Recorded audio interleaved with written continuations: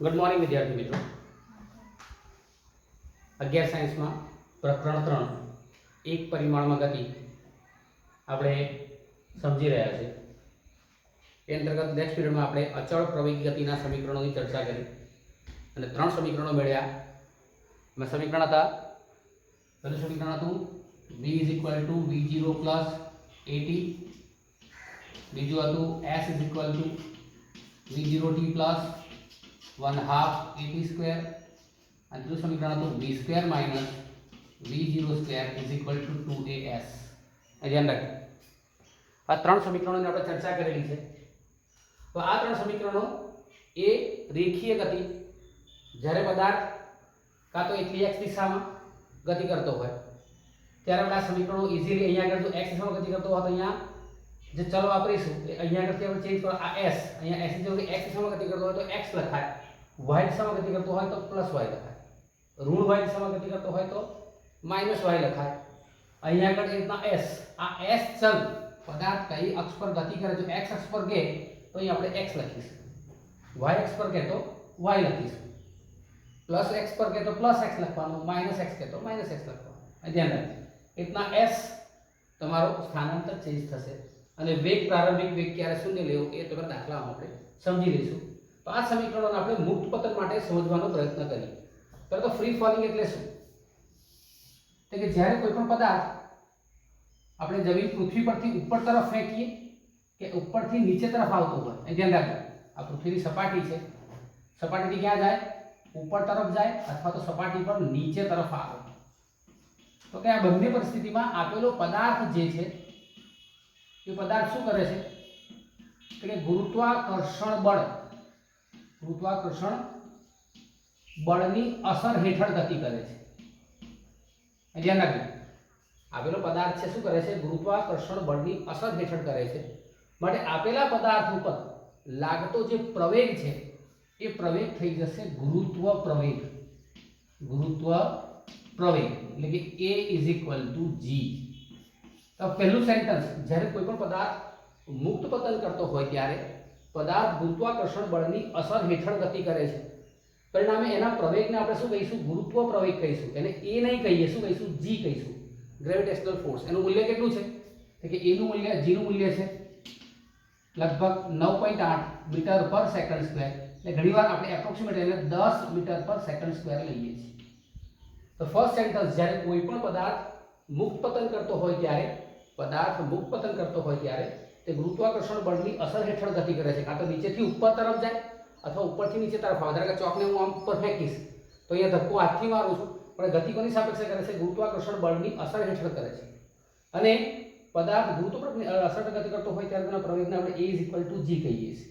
ધ્યાન રાખજો, અને g નું મૂલ્ય આપણે 9.8 અથવા 10 મીટર/સેકન્ડ² લેવાનું છે। અહીં ધ્યાન રાખજો, એપ્રોક્સિમેટ વેલ્યુ।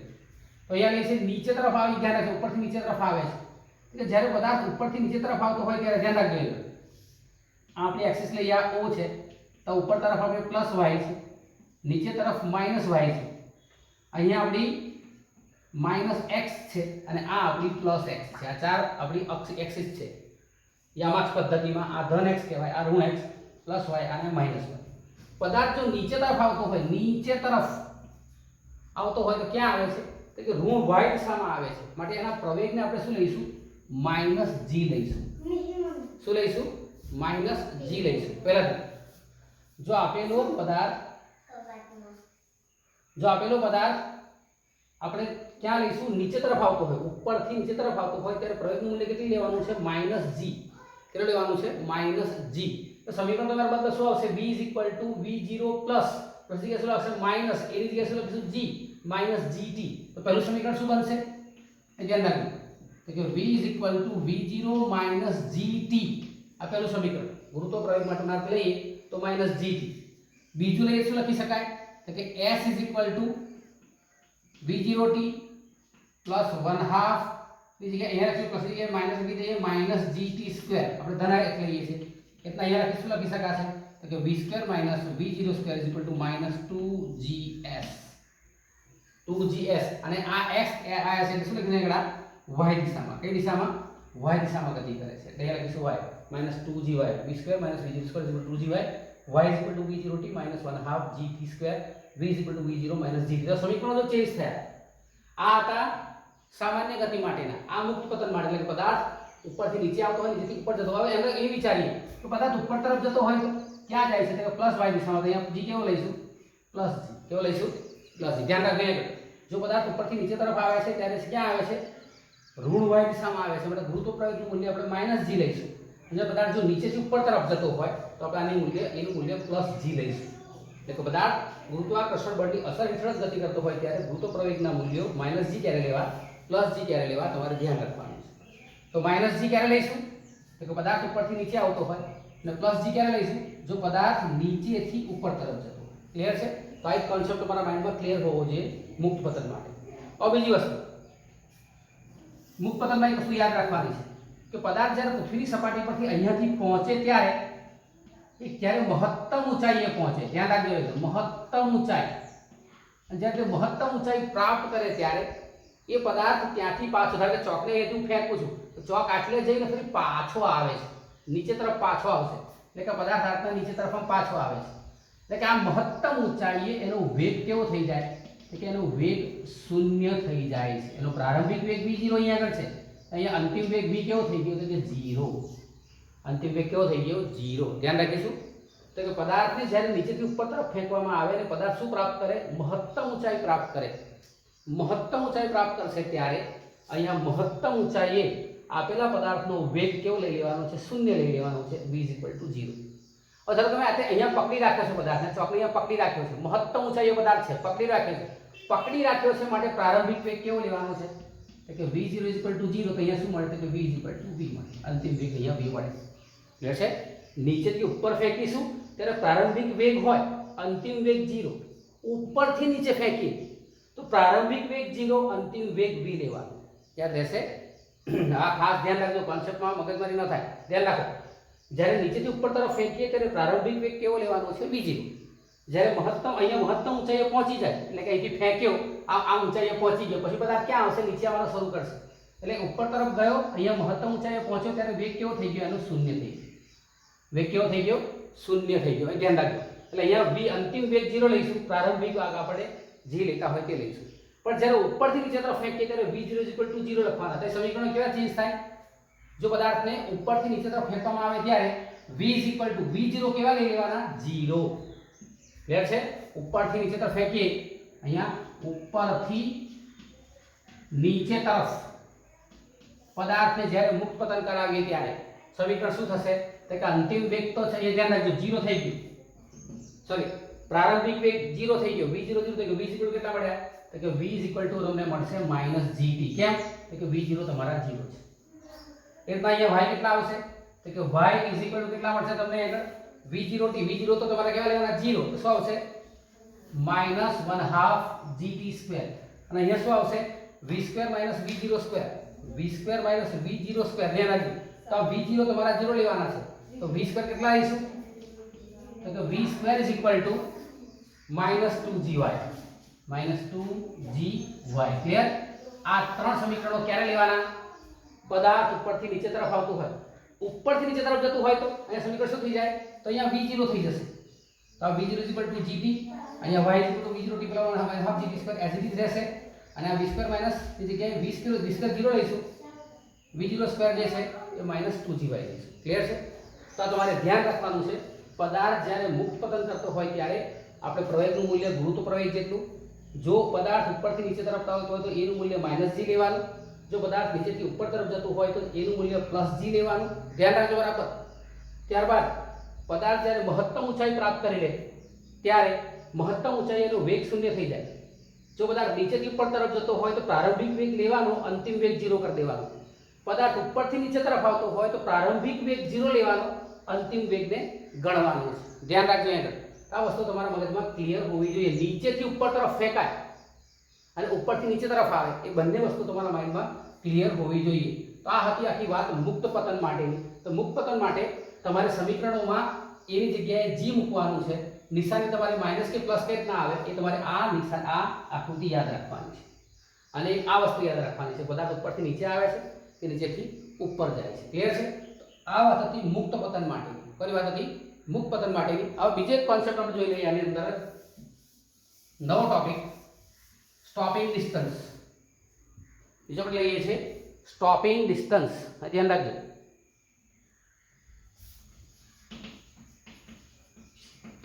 સ્ટોપિંગ ડિસ્ટન્સ યાદ રાખજો. STOPING ડિસ્ટન્સ એટલે શું? સ્ટોપિંગ ડિસ્ટન્સ જે છે તેને શું કહેવાય?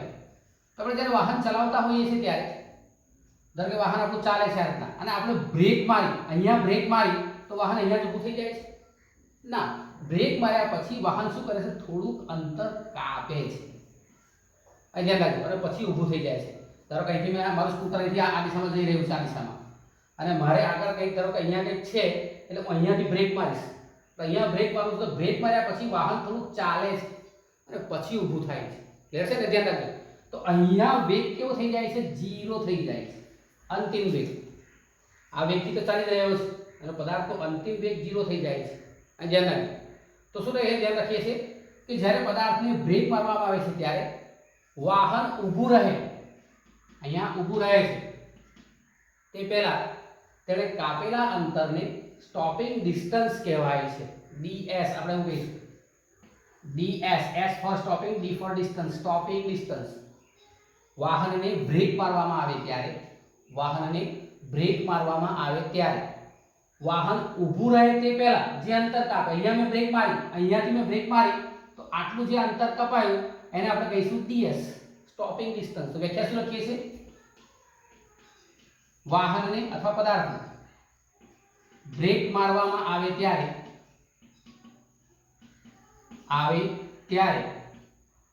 તે ઊભું રહે તે પહેલા તેણે કાપેલા અંતરને સ્ટોપિંગ ડિસ્ટન્સ DS કહે છે. સ્ટોપિંગ ડિસ્ટન્સ માટે શું થઈ જાય? તો કે અંતિમ વેગ 0 થઈ જાય. અંતિમ વેગ કેવો થઈ જાય? 0 થઈ જાય સ્ટોપિંગ ડિસ્ટન્સ કરતા હોઈએ ત્યારે. હવે સમીકરણ છે કે v² - v02 2as. ક્લિયર છે? હવે આપણે બ્રેક મારીએ છીએ તો તમારો પ્રવેગ કેવો થઈ જાય? નેગેટિવ થઈ જાય છે ને? વાહન આગળ દિશામાં ગતિ કરી રહ્યું છે, પદાર્થને બ્રેક મારીએ શું મળશે? પ્રતિપ્રવેગ. આપણે જે વ્યાખ્યા જોઈ છે પ્રવેગ અને પ્રતિપ્રવેગ તમારે બંને સમજવાના છે. વાહન આ દિશામાં ગતિ કરતું હોય તો ગતિ કરે છે ત્યાં શું લાગે? પ્રવેગ. પણ જેવી બ્રેક મારી એટલે વાહન શું કરશે? ગતિ તો આગળ તરફ પ્રયાણ કરશે પણ બ્રેક શું કરે છે? એને પાછળ તરફ ખેંચે છે એટલે આ પ્રવેગ નેગેટિવ થઈ ગયો. એટલે અહીંયા આપણે શું લઈશું? તો કે v = 0. અહીંયા a શું લઈશું? તો કે a = -a લેવાય. તો સમીકરણ શું બનશે? તો અહીંયા જો ધ્યાન રાખજો, આ s ની જગ્યાએ આપણે શું લઈશું? ds અને s = ds. વાહન માટે બ્રેક મારી છે તો જો અહીંયા શું થશે? આ 0 - v02 = 2a, એની જગ્યાએ -a અને s. આ માઈનસ માઈનસ કેન્સલ થઈ ગયા તો હવે શું થયા? v02 = 2as.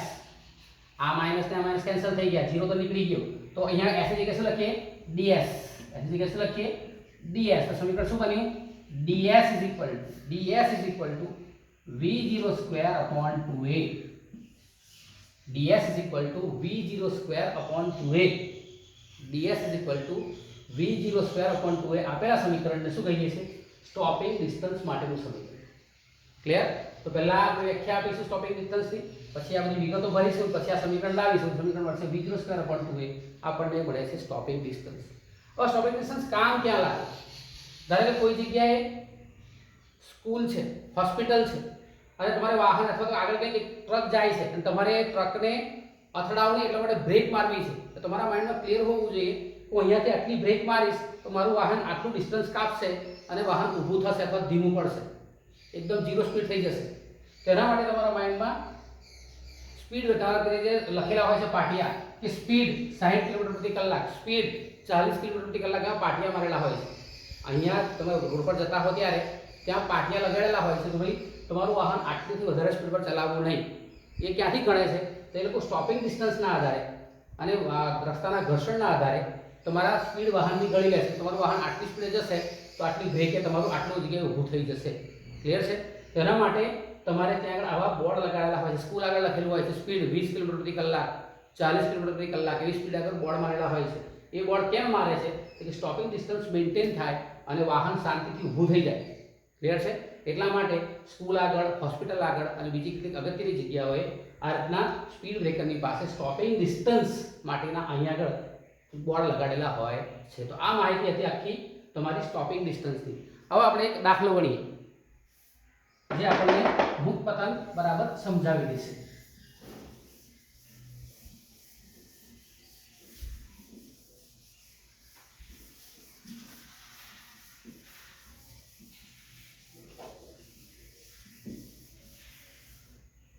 આપણે ગણીએ છીએ ઉદાહરણ નંબર 3.4. ઉદાહરણ 3.4. ઉદાહરણ 3.4. હું રકમને વાંચું છું, ધ્યાન રાખો. અહીંયા રકમમાં આપણને કહ્યું છે કે એક બહુમાળી મકાનની ટોચ પરથી એક દડાને શિરોલંબ ઉધ્વ દિશામાં 20 મીટર પ્રતિ સેકન્ડની ઝડપથી ફેંકવામાં આવે છે. દડો જે બિંદુએથી ફેંકવામાં આવે છે તેથી જમીનની ઊંચાઈ 25 મીટર છે. તો નંબર 1, દડો કેટલી ઊંચાઈએ પહોંચશે એ આપણે શોધવાનું છે. નંબર 2, દડો જમીનને અથડાય તે પહેલાં કેટલો સમય લાગશે અને જીનું મૂલ્ય તમારે 10 મીટર પર સેકન્ડ સ્ક્વેર લેવાનું છે. રકમને બીજી એકવાર વાંચીએ એટલે આપણે વિગત લખતા ફાવે. રકમમાં કહેવું છે કે બહુમાળી મકાનની ટોચ પરથી એક દડાને શિરોલંબ ઉધ્વ દિશામાં ઉપર તરફ, શિરોલંબ ઉધ્વ દિશા, અધો એટલે નીચે, ઉધ્વ એટલે ઉપર, અધો એટલે નીચે, ઉધ્વ એટલે ઉપર, શિરોલંબ એટલે સીધે સીધું, બરાબર છે, દિશામાં 20 મીટર પ્રતિ સેકન્ડની ઝડપથી ફેંકવામાં આવે છે. એટલે પ્રારંભિક આપણને વેગ આપેલો છે, પ્રારંભિક વેગ એને આપણે કહીશું v0, 20 મીટર પ્રતિ સેકન્ડ, બરાબર છે, ફેંકવામાં આવે છે. ત્યારબાદ આપણને કહ્યું છે જે દડો જે ઊંચાઈથી ફેંકવામાં આવે છે તેની જમીનથી ઊંચાઈ, આપણને જમીનથી ઊંચાઈ આપણને આપેલી છે. જમીનથી ઊંચાઈ આપણે કીધી છે 25 મીટર. તો અહીંયા લઈએ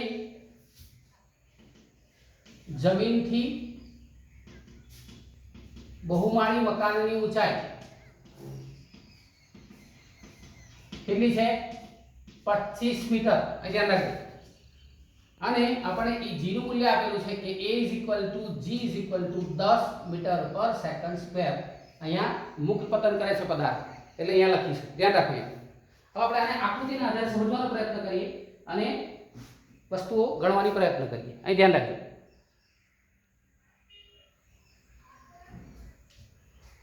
ધારો કે અહીંયા આગળથી આપણે લઈએ છીએ આ જમીન છે અને જમીનથી આટલી ઊંચાઈ સુધી મકાન છે. આ આપણો બહુમાળી મકાન, અહીં ધ્યાન રાખજો. અને આની ઊંચાઈ જે તમને આપેલી છે એ ઊંચાઈ તમારી પાસે છે 25 મીટર. 25 મીટરની ઊંચાઈએથી આપણે અહીંયાથી પદાર્થને શું કહ્યું છે રકમ ઉપર? એક બહુમાળી મકાનની ટોચ પરથી એક પદાર્થને 20 મીટર પ્રતિ સેકન્ડની ઝડપથી ઉપર તરફ, શિરોલંબ ઉધ્વ દિશામાં ઉપર તરફ અહીંયાથી ફેંકીએ છીએ. એટલે કે પદાર્થ જે છે એ આ દિશામાં ફેંકવામાં આવે છે. અહીંયાથી આટલું ફેંકાય છે ઉપર તરફ. ધારો કે આટલા અંતરે પહોંચી જાય છે. અહીંયા એનો વેગ આપણને આપેલો છે. પ્રારંભિક વેગ કેટલો છે? તો કે તમારો જો પ્રારંભિક વેગ આપેલો છે એ પ્રારંભિક વેગ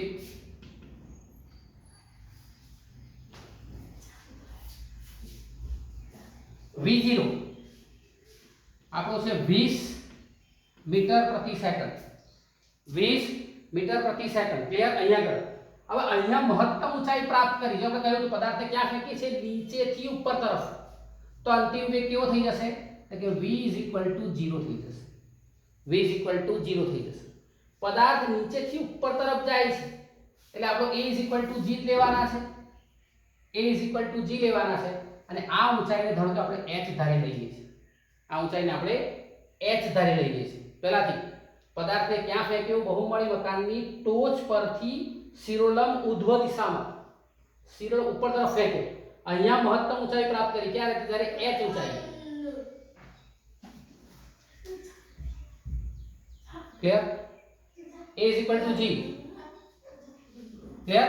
અહીંયા v 0, v0 20 મીટર પ્રતિ સેકન્ડ. ક્લિયર છે? અહીંયા a g લેવાના છે. અહીંયા પહોંચી ગયો. તો આ h અને આ ઊંચાઈ ધારો કે આપણું અંતર જે છે આ અંતર એ આપણને આપેલું છે d = 25. તો લઈએ છે શરૂઆત કરીએ દાખલાની. અહીંયા લાગુ તો અહીંયા લઈએ છે પદાર્થ જ્યારે શિરોલંબ ઉધ્વ દિશામાં ગતિ કરે ત્યારે અહીંયા લઈ ધ્યાન રાખજો આપણી પાસે v0 કેટલા છે તો કે 20 મીટર પ્રતિ સેકન્ડ. v કેવા છે તો કે 0. a કેટલા છે તો કે g કેટલા છે કે 10 metre per second square. 10 metre per second square. અને h ઊંચાઈ કેટલી છે તો કે અહીંયા s h એવું આપણે ધારી લઈએ છીએ. તો મારી પાસે v0 છે, v છે, a છે ને h શોધવાનો છે. એવું સમીકરણ આપણે લઈએ. મારી પાસે સમીકરણો જે છે અચળ પ્રવેગ ગતિના જે સમીકરણો છે એમાં સમીકરણો યાદ રાખીએ. v = v0 + at, s = v0t + 1/2 at² અને v² - v02 = 2as. ત્રણ સમીકરણો છે. તો તમારા મગજમાં હોવું જોઈએ કે આ ત્રણમાંથી કયું સમીકરણ આપણે વાપરીશું. પહેલું સમીકરણમાં જો તો કે મારે શોધવાનું શું છે તો કે h કઈ ઊંચાઈ. તો કે પહેલા સમીકરણમાં h છે કે નથી તો આપણે પહેલું સમીકરણ નહીં વાપરીએ. બીજા સમીકરણમાં જો s = v0t + 1/2 at² સમય t અહીંયા છે. અહીંયા કઈ જગ્યાએ સમય આપેલો છે? સમય આપેલો નથી એટલે આપણે બીજું સમીકરણ નહીં વાપરીએ. તો કોણ રહી ગયો તો કે ત્રીજો સમીકરણ જેમાં સમય નથી આપેલો અને મારે શોધવાનું છે એ h પણ છે. તો કે લઈએ તો કે હવે v² - v02 = 2as મુજબ અહીં ધ્યાન રાખજો v² - v02 = 2as મુજબ આપણે લઈએ છીએ. ધ્યાન રાખજો. તો v કેવા લેવાના છે 0 ક્લિયર છે -v02 = 2 a નું મૂલ્ય આપણે લઈશું g 10 મીટર પર સેકન્ડ અને h આપણે શોધવાના છે. v0 નું મૂલ્ય આપણને 20 આપેલું છે. કેટલું આપેલું છે 20. તો આપણે કિંમત મૂકી દઈએ આગળ 20 નો વર્ગ ધ્યાન રાખજો. તો શું લઈશું 20 નો વર્ગ આવશે -400 = 20 એટલે કેટલા આવશે 20h માટે h = શું આવશે -400 / 20 માટે આપણે જો h લેવો હોય h તો કે h નું મૂલ્ય શું આવશે 1 શૂન્ય નીકળી ગઈ 20 * 40 એટલે 20 h = -20 એટલે માનાંક પર લઈએ તો કે 20 મીટર. એટલે કે પદાર્થે આ ઝડપે 20 મીટર અંતર કાપેલું હશે. કેટલું અંતર કાપેલું હશે 20 મીટર અંતર કાપીને પદાર્થ અટકે છે. ધ્યાન રાખજો બરાબર ધ્યાન રાખવાનું છે. આપણે g નું મૂલ્ય જે લીધેલું છે એ r ના લઈએ છીએ એટલે ગુરુત્વાકર્ષણની વિરુદ્ધમાં લઈએ છીએ. એટલે અત્યારે અહીંયા -g તમે લઈ લો તો આની સાથે તમારે માઈનસ નીકળી જશે. એટલે અહીંયા -10 લો તો આ -10 થાય માઈનસ પ્લસ થઈ જાય અહીંયા માઈનસ નીકળી જાય એટલે h = 20 મીટર. તો પહેલો જવાબ આપણને મળી ગયો કે પદાર્થ તો પહેલાથી a નું મૂલ્ય આપણે -g લેવાનું છે. કેમ કે ગુરુત્વ પ્રવેગની વિરુદ્ધમાં પ્રવેગ ઉપરથી નીચે લાગે છે પદાર્થ ઉપર જાય છે એટલે a = -g લીધા અહીંયા. મુક્ત પતન કરતા અલગ વાત કરી છે. તો a = -g h = 400 0 એટલે આગળ 20 મીટર અંતર આવી ગયું. પહેલો પ્રશ્નનો જવાબ આપણને મળી ગયો. હવે બીજું એને અહીંયાથી અહીંયા આવતા કેટલો સમય લાગ્યો જમીન પર પડતા લાગતો સમય મારે શોધવાનો છે. તો જમીન પર લાગતા સમય તો કેટલા હોય તો કે પહેલા એ ક્યાં ગયો તો કે અહીંયા જોરો કે a બિંદુ છે અહીંયા b બિંદુ છે અને અહીંયા c બિંદુ છે. તો પહેલા a થી b લાગતા સમય t1 લઈ લઈએ અને b થી c એને આવતા સમય t2 લઈ લઈએ. જો પહેલાથી પદાર્થ પહેલા ક્યાં જશે a થી b જશે a થી b ગયો સમય કેટલો લાગ્યો t1 પછી ક્યાં આવશે b થી c આ ચોકને મેં ધારો કે આટલી ઊંચાઈથી આમ ફેંક્યો તો પહેલા અહીંયા ઊંચાઈએ પાછો આવશે ને પછી નીચે જમીન તરફ જશે તો કે આ ઊંચાઈ લાગતો સમય t1 આ સમય કેટલો આવશે t2 આ સમય કેટલો લાગશે t1 આ લાગશે t2 ક્લિયર છે. તો આપણે લખીએ નંબર 2 માં નંબર 2 અહીંયા લાગી પદાર્થને a થી b અંતર કાપતા લાગતો સમય t1 છે. સમય કેટલો છે t1 જો સમય આવી ગયો. ડિસ્ટન્સ કેટલું છે તો કે h = 20 મીટર આપણને મળી ગયું. પ્રારંભિક વેગ કેટલો છે તો કે v0 ઇઝ ઇક્વલ ટુ મારી પાસે છે 20 મીટર પર સેકન્ડ આપણને આપેલો છે. ત્યારબાદ આપણી પાસે લઈએ તો પ્રવેગ કેટલો છે કે a is equal to -10 metre per second square. તો સમીકરણની અંદર v કેવા છે, અંતિમ વેગ v કેવો છે 0. તો એવું સમીકરણ લઈએ કે જ્યાં મારાથી t1 શોધી શકાય, v આપેલા હોય, સોરી v ની જરૂર નથી ને v0 આપેલા હોય, h આપેલા હોય ને a આપેલું હોય. તો ત્રણ સમીકરણો છે. પહેલા સમીકરણ v v0 at, v v0 at. આમાં h નથી, h આપેલો છે પણ h છે નહીં, ધ્યાન રાખજો. a નું મૂલ્ય સાથે તમે t સુધી કાઢશો તો જવાબ તો મળી જશે. v v0 at થી સમીકરણ શોધશો, કિંમતો મૂકશો તો જવાબ તો મળી જશે. પણ આપણે આ સમીકરણનો ઉપયોગ કરીએ. s કેટલા છે તો કે 20 મીટર -20, અહીં ધ્યાન રાખજો. તો 20 મીટર, ધ્યાન ઉપરથી નીચે જાય +20 ઇઝ ઇક્વલ તો કે હવે s is equal two v0t plus 1/2 at² મુજબ આપણે આ સમીકરણનો ઉપયોગ કરીએ છીએ. તો s કેટલા છે તો કે 20, v0 કેટલા છે તો કે 20, t એટલે t1 પ્લસ 1/2, a ની કિંમત કેટલી છે તો કે -10 અને t1² શોધીએ છીએ, t1² શોધીએ છીએ. અહીં ધ્યાન રાખજો. તો આવશે 20 ઇઝ ઇક્વલ ટુ જબ પેલા સમીકરણ થી આવી જાય તો બતા લાગુ થશે. સમીકરણ આપણે જોઈએ v v0 at, v v0 at મુજબ. ચલો અંતિમ વેગ કેવો છે 0, પ્રારંભિક કેટલો છે v, એ કેટલા છે -10 અને t ની જગ્યાએ t1 મૂકી દઈએ તો કેટલા આવશે, આને આપણે જોઈએ તો 10 t1 થશે ઇઝ ઇક્વલ ટુ 20. માટે t1 ઇઝ ઇક્વલ કેટલા આવશે 20 ભાગ્યા 10, તો t1 મળી ગયા 2 સેકન્ડ. t1 કેટલા મળી ગયા 2 સેકન્ડ. સીધું સમીકરણ, ધ્યાન રાખજો. આ એક જ વાપરીશું. તો t1 મળી ગયા 2 સેકન્ડ. હવે લઈએ છે એના પછીનો ભાગ.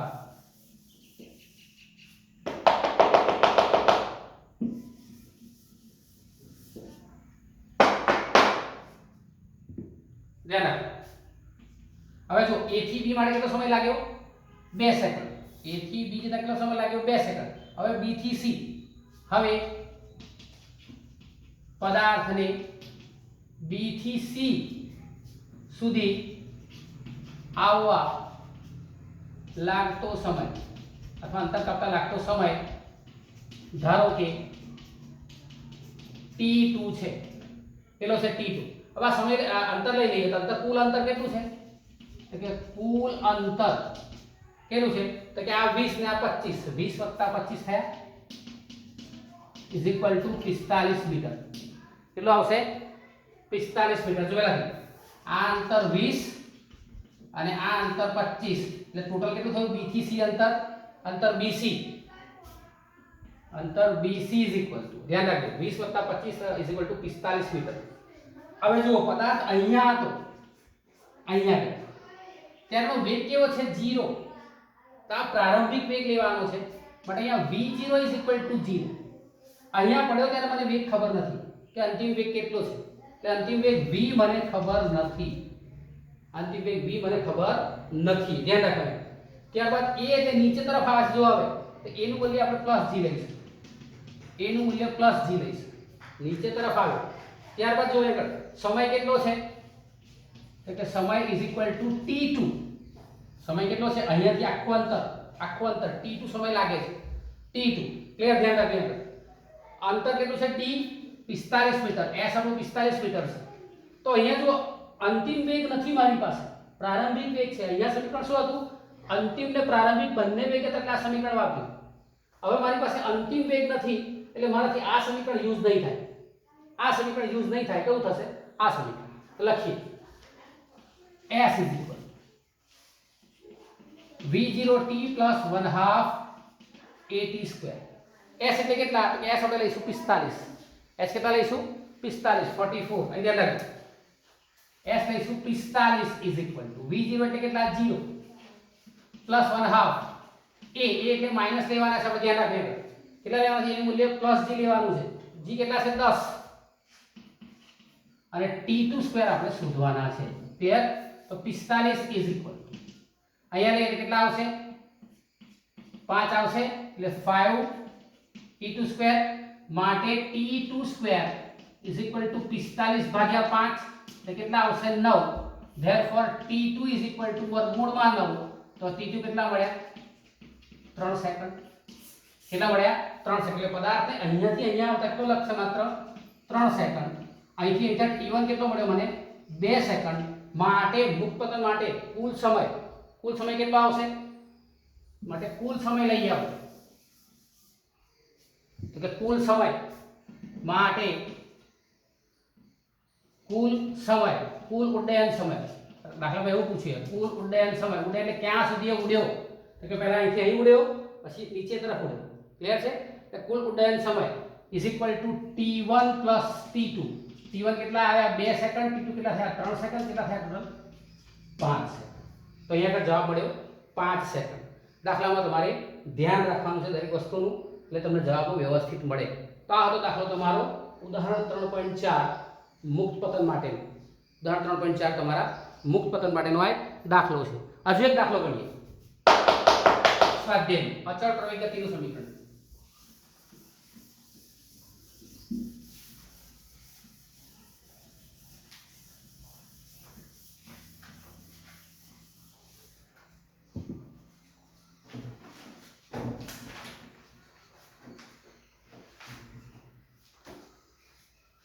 સ્વાધ્યાયનું 3.6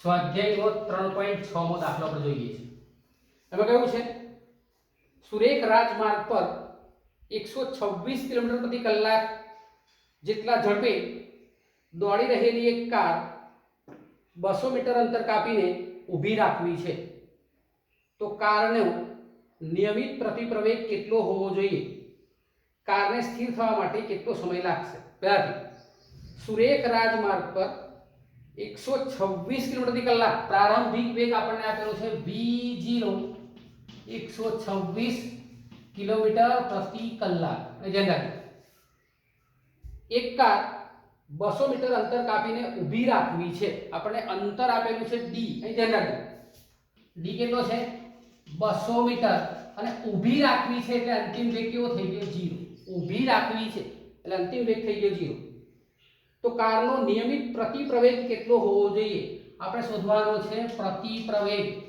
ઊભી રાખવી છે એટલે બ્રેક મારી એટલે એટલે પ્રતિપ્રવેગ આવી ગયો -a ક્લિયર છે અને કારને સ્થિર થવા માટે કેટલો સમય લાગશે t શોધવાનું છે બે વસ્તુ આપણે અહીંયા શોધવાની છે એક તો કારને સ્થિર થવા માટે લાગતો સમય અને પ્રતિપ્રવેગ અહીં ધ્યાન રાખજો તો પહેલા આપણે લઈએ છે કે અહીંયા જો મીટરમાં છે અહીંયા આપણે વસ્તુ મીટરમાં છે આ કિલોમીટર કલાકમાં છે તો એને પહેલા ફેરવવી છે તો કે 126 મારે ક્યાં લાવી છે કે મીટર પર સેકન્ડમાં લાવી છે કોઈ પણ વસ્તુને તમારે મીટર પર સેકન્ડમાં લાવી હોય તો તમારે 5/18 વડે એને ગુણી નાખવાનું યાદ રાખજો નિયમ કિલોમીટર પ્રતિ કલાકમાંથી મીટર પ્રતિ સેકન્ડમાં આવવું હોય તો શું કરીશું 5/18 વડે ગુણી નાખીશું એના કરતાં ઉલટું કરવું હોય તો મીટર પ્રતિ સેકન્ડમાંથી કિલોમીટર પ્રતિ કલાકમાં જવું હોય તો શું કરીશું 18/5 કરી દઈશું 18/5 આ તમે જ્યારે ગણતરી કરશો તો આ જવાબ આવશે લગભગ 35 મીટર પર સેકન્ડ ગણી લેજો ધ્યાન રાખજો 126 ભાગ્યા 18 એટલે 7 આવશે 7 × 5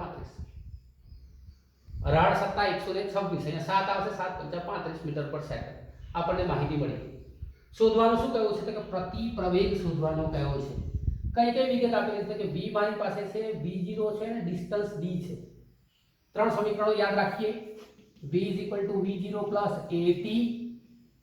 at s v0 square v0t plus 1/2 at square અને ત્રીજું સમીકરણ તમારે યાદ રાખવાનું છે v square minus v0 square is equal to 2as ચલો મારે શોધવું છે a મને આપેલો છે v0 v અને t હું કયું સમીકરણ વાપરીશ તો પહેલું ચેક કરીએ આમાં સમય t છે કોઈ જગ્યાએ સમય t આપેલો છે તો કે ના સમીકરણ નહીં ચાલે બીજા સમીકરણમાં t છે કોઈ જગ્યાએ સમય આપેલો છે તો કે ના સમય નથી આપેલો એટલે આ સમીકરણ પર કામ નહીં લાગે અહીંયા સમય નથી v પણ છે v0 પણ છે a પણ છે ને s પણ છે એ સમીકરણ વાપરીશું તો કે હવે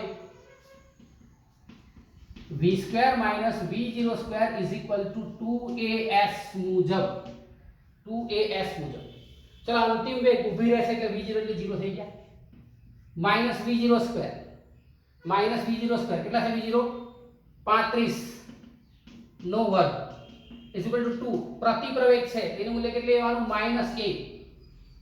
ધ્યાન રાખજો અને s કેટલા આપેલા છે 200 મીટર s અંતર ડિસ્ટન્સ s d 200 35 નો વર્ગ કેટલો થાય 5 નો વર્ગ 25 3 પછી 4 1225 નિશાની આવશે -1225 ઇઝ ઇક્વલ ટુ ચલો આ કેટલા આવશે a આપણે શોધવાનું 200 એટલે કેટલા આવશે -400a આ માઈનસ નીકળી ગયા પણ a ઇઝ ઇક્વલ ટુ શું આવશે તો કે 1225 ભાગ્યા 400 કેટલા આવે છે જો ચેક કરો 1225 ભાગ્યા 400 કરીશું તમને જવાબ મળશે એ આવશે -3.06 a ઇઝ ઇક્વલ ટુ -3.06 આપણે અહીં નિશાની પ્લસ જ લઈશું તો કેટલા આવશે -3.06 મીટર પર સેકન્ડ સ્ક્વેર પ્રતિ પ્રવેગ આ થયો તમારો પ્રતિ પ્રવેગ અહીં ધ્યાન રાખજો એનું મૂલ્ય મળી ગયું હવે આપણને શોધવાનું કહ્યું છે કે અંતર સમય કેટલો હશે તો હવે જો v મારી પાસે છે v0 છે a છે અને t નું મૂલ્ય શોધવાનું છે તો કે હવે v v0 at મુજબ ચલો અંતિમ વેગ કેવો છે તો કે 0 પ્રારંભિક કેટલો 35 a નું મૂલ્ય કેટલું તો કે -3.06 અને t આપણે શોધવાના છે t શોધવાના છે તો કેટલા આવશે t માટે માઈનસ ની જગ્યાએ આવજો plus 3.06t is equal two 35 માટે t ઇઝ ઇક્વલ ટુ 35 ભાગ્યા 3.06 તો t કેટલા મળે 35 ભાગ્યા 3.06 કરશો તો આવશે 11.44 સેકન્ડ 11.44 સેકન્ડ આ દાખલો તમારો પૂરો થયો અગત્યનો દાખલો છે IMP છે નેક્સ્ટ તમારે જે એકમ કસોટીઓ લેવાશે એમાં કદાચ દાખલો પૂછાશે ધ્યાન રાખજો તો તમારા દાખલો બરાબર તૈયાર કરી લેવાનો છે તો આજે આપણે જોયું મુક્ત પતન સ્ટોપિંગ ડિસ્ટન્સનો દાખલો અને અચળ પ્રવેગ ગતિનો એક દાખલો ઉદાહરણ 3.6 એના પછીના દાખલા આપણે નેક્સ્ટ ચેપ્ટરમાં ચર્ચા કરીશું થેન્ક યુ